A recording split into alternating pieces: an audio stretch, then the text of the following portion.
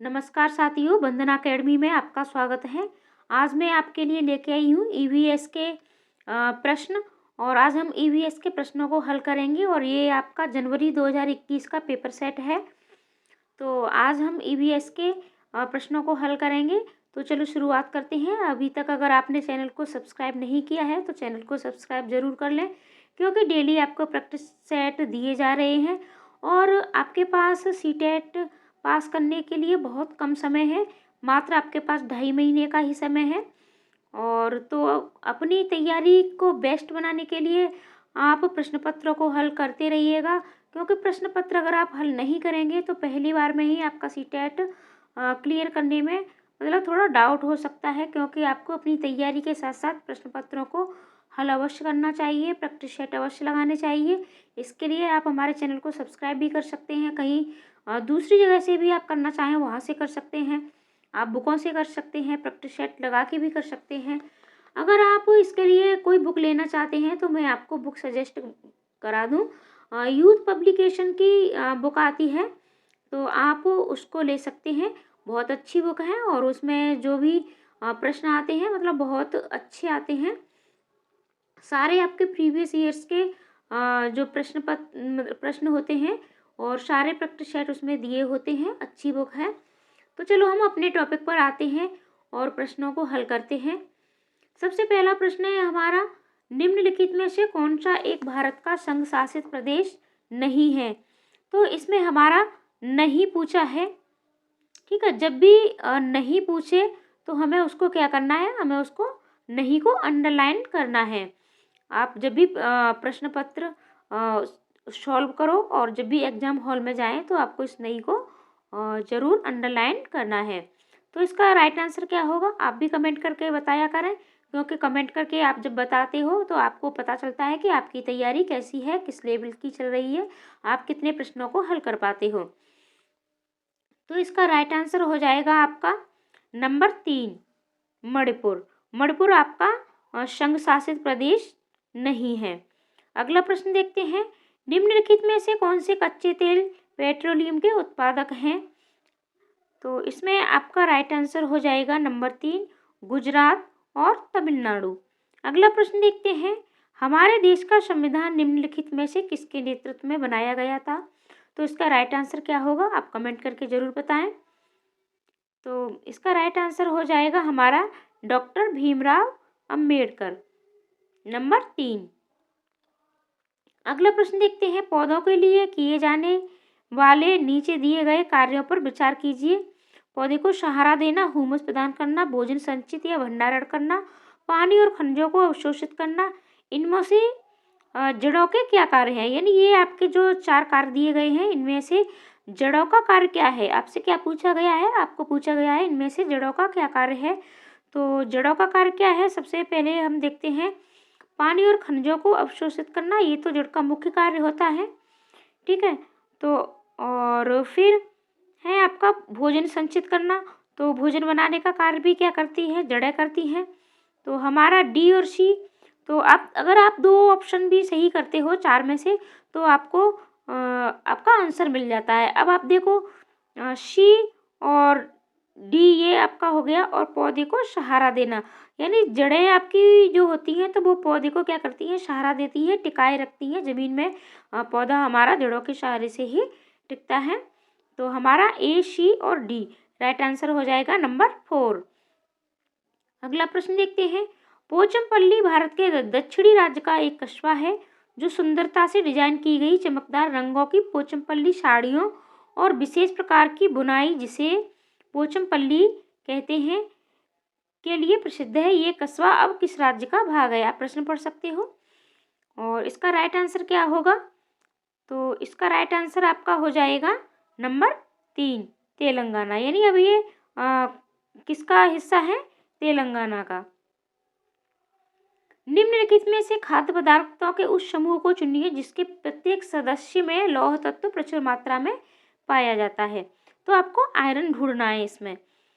और अगर आपको कभी भी जैसे कि हिंदी में कोई भी प्रश्न समझ में नहीं आए तो बहुत से बच्चों को ये डाउट हो जाता है ये लौह तत्व क्या होते हैं।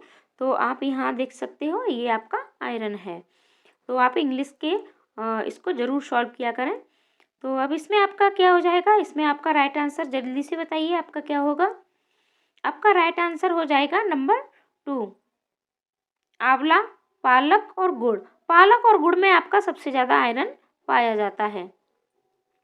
अगला प्रश्न देखते हैं, निम्नलिखित में से पक्षियों का वह समूह चुनिए जिसका प्रत्येक सदस्य हमारी तुलना में 4 गुनी अधिक दूरी की वस्तुओं को स्पष्ट देख सकने में योग्य है। तो जल्दी से कमेंट करके बताइए। बहुत इजी प्रश्न है आपका। तो आपका राइट आंसर हो जाएगा बाज, चील और गिद्ध। ये तीनों क्या है, ये मतलब मनुष्य की तुलना में 4 गुनी अधिक दूरी की वस्तुओं को स्पष्ट देख सकते हैं। अगला प्रश्न है, नीचे दिए गए एक राज्य के ग्रामीण लोग अपने ढालू छत वाले लकड़ी के मकान मजबूत बांस के खंभों पर धरती से 3 से 3.5 मीटर की ऊंचाई पर बनाते हैं, यानी 3 से 3.5 मीटर की ऊंचाई पर बनाते हैं। तो वो आपको राज्य कौन सा है ये आपको बताना है। तो जल्दी से कमेंट करके बताइए क्या राइट आंसर होगा। इसका राइट आंसर हो जाएगा आपका असम, क्योंकि यहाँ वर्षा ज़्यादा होती है और वर्षा ज़्यादा होने के कारण और ये धरती से खंभों पर अपना मकान बनाते हैं। आप एनसीईआरटी की बुक ज़रूर पढ़ें क्योंकि ये सारे प्रश्न वहीं से हैं और आपके एनसीईआरटी बुकों से प्रश्न बहुत ज़्यादा बनते हैं।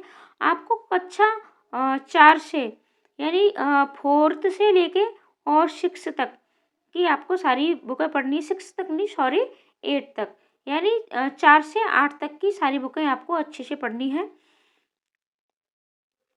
भारत के मानचित्र में दिल्ली की स्थिति के सापेक्ष गांधीनगर गुजरात की राजधानी है ये, और पटना जो बिहार की राजधानी है की दिशाएं क्रमशः हैं। तो इसका राइट आंसर क्या होगा। इसका राइट आंसर आपका हो जाएगा दक्षिण पश्चिम और दक्षिण पूर्व। अगला प्रश्न, निम्नलिखित में से किसने मटर के पौधों के साथ प्रयोग किया और ये पाया कि मटर के पौधों में कुछ ऐसे लक्षण होते हैं जो जोड़ियों में पाए जाते हैं, जैसे चिकने या खुरदरे, लंबे या बौने, पीले या हरे आदि। तो ये रिसर्च किसने किया मटर पर। तो ये ज़्यादातर आप सबको पता ही होगा। ये कौन थे हमारे, ये ग्रेगोर जॉन मेंडल थे। इन्होंने मटर पर अपना प्रयोग किया था। अगला प्रश्न है, निम्नलिखित में से कौन सा एनसीएफ 2005 के अनुसार ईवीएस पाठ्यक्रम में सुझाए गए 6 विषयों में से एक है। तो ये आपका राइट आंसर क्या होगा। राइट आंसर हो जाएगा आपका नंबर 3, चीज़ें जो हम बनाते हैं और करते हैं। अगला प्रश्न देखते हैं, उपाख्यान अभिलेखों में क्या नहीं दर्ज करना चाहिए। अब उपाख्यान किसे कहते हैं। सबसे पहले आपको अभिलेख तो आप जानते ही हैं, उपाख्यान क्या कहते हैं। उपाख्यान होता है व्यक्तिगत छात्र व्यवहार का, जिसमें हम ब्यौरा रखते हैं, वो हमारा उपाख्यान अभिलेख होता है। तो अब आप समझ पा रहे होंगे कि इसमें क्या नहीं करना चाहिए। तो आपको इस नहीं को भी क्या करना है, अंडरलाइन करना है। तो मुख्य रूप से समस्याग्रस्त स्थितियों की पहचान करना, ये करना चाहिए। तो जल्दी जल्दी से आप कमेंट करके बताइए राइट आंसर आपका क्या होगा। ABCD, ABC और AC और D। तो इसका राइट आंसर हो जाएगा आपका नंबर 1, A और B।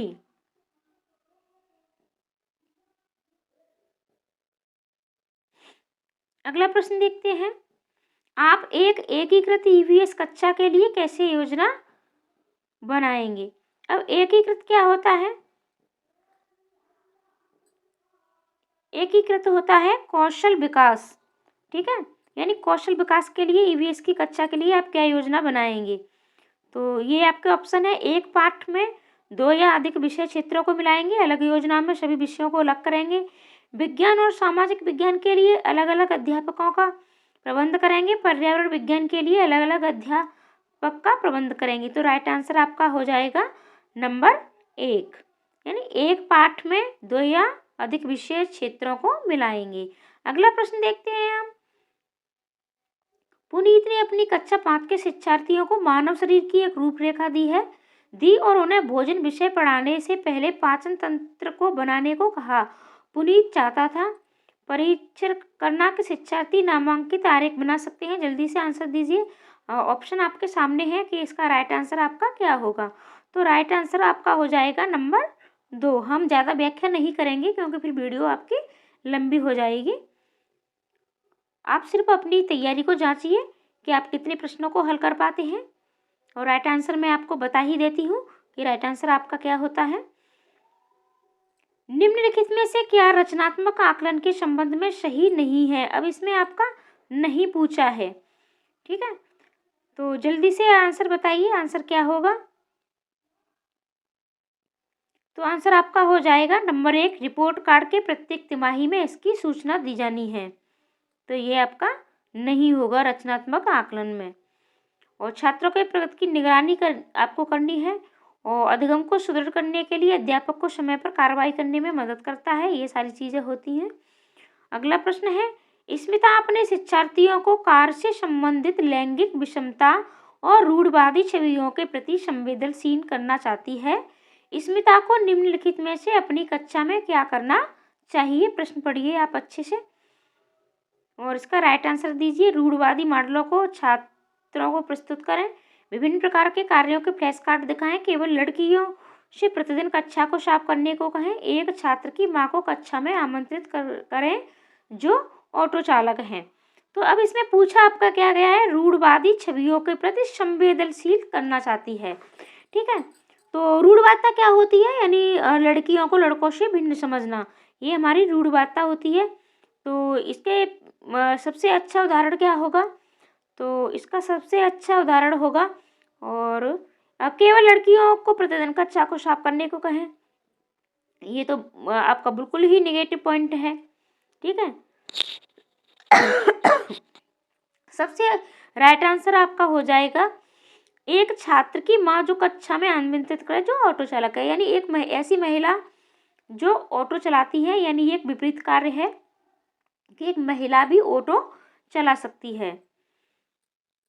अगला प्रश्न है, कक्षा 5 के समयन आमतौर पर अपना दिया हुआ कक्षा कार्य नहीं करते हैं, मुद्दे को हल करने का सबसे अच्छा उपाय हो सकता है। तो इसका राइट आंसर क्या होगा, जल्दी से आप बताएं।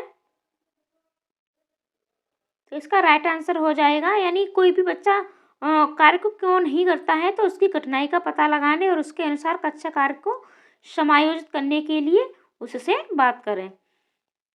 अगला प्रश्न है, मुस्कान ने परिवहन में डीजल वाहनों का उपयोग निषिद्ध होना चाहिए विषय पर एक वाद विवाद का आयोजन किया। मुस्कान के द्वारा इस विषय पर कक्षा में वाद विवाद के आयोजन का क्या उद्देश्य है। तो इसका आपका राइट आंसर क्या होगा, आपका राइट आंसर हो जाएगा इसका नंबर 4। यह इस मुद्दे पर छात्रों को कई दृष्टिकोणों की सराहना करने में मदद करता है। अगला प्रश्न, ईवीएस में मानचित्रण कौशल, मानचित्रण कौशल क्या होता है, यानी मैप से मैप बनाना, तो इससे किसका विकास होता है। तो आपका राइट आंसर हो जाएगा नंबर 4, स्थानों की सापेक्ष स्थिति को समझ को विकसित करता है। अगला प्रश्न है, ईवीएस की एकीकृत प्रकृति सहायक है। तो इसका आपका राइट आंसर हो जाएगा पाठचर्या के भार को कम करने और शिक्षार्थियों को सार्थकता पूर्वक सीखने में। अभी हमने आपको एकीकृत बता ही दिया था, एकीकृत का क्या अर्थ होता है, कौशल विकास। निम्नलिखित में से क्या ईवीएस में आकलन का एक व्यापक संकेतक नहीं है। तो इस नहीं को आप अंडरलाइन करना है। तो इसका राइट आंसर हो जाएगा नंबर 4, अवधारणा मानचित्रण। कुछ हजार साल पहले भारत में तालाबों के निर्माण के लिए अल बिरूनी के अवलोकन के आधार पर कक्षा 5 के ईवीएस के पाठ्य पुस्तक में एक अनुच्छेद है, यानी एक आपका पाठ है। इस अनुच्छेद को शामिल करने का क्या उद्देश्य होगा। तो यह इतिहास के स्रोतों की पहचान करने में शिक्षार्थियों की मदद करता है, ये आपका राइट हो जाएगा। ये शिक्षार्थियों को उनके अवलोकनों की रिकॉर्डिंग में सुधार करने में मदद करता है। रिकॉर्डिंग में सुधार करने में तो ये नहीं होगा, ये आपका गलत हो जाएगा। ये शिक्षार्थियों को कुछ हजार साल पहले भारत में मौजूद तकनीक की सराहना करने में मदद करता है। ये शिक्षार्थियों को इतिहास में साक्ष्य की भूमिका की सराहना करने में मदद करता है।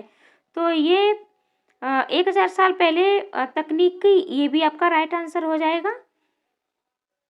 तो इसका अब राइट आंसर क्या होगा? अब ए बी सी तीनों में से ये ऑप्शन है आपके, ये आपका प्रश्न है, जल्दी से बताइए। तो आपका राइट आंसर हो जाएगा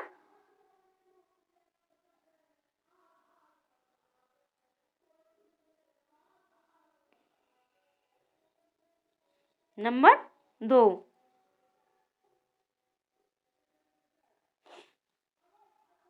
अगला प्रश्न देखते हैं। अपनी कक्षा में 50 से अधिक छात्रों के साथ बाड़ी उन्हें एक ऐसी गतिविधि में जोड़ना चाहती है जिसमें सीखने को बढ़ाने के लिए अधिकतम संख्या में इंद्रियां शामिल हों। निम्न में से कौन सा क्रियाकलाप उपरोक्त कार्य के लिए ठीक होगा? यानी सीखने को बढ़ावा कैसे मिले, ये है आपका, और इसमें आपकी इंद्रियां शामिल हों।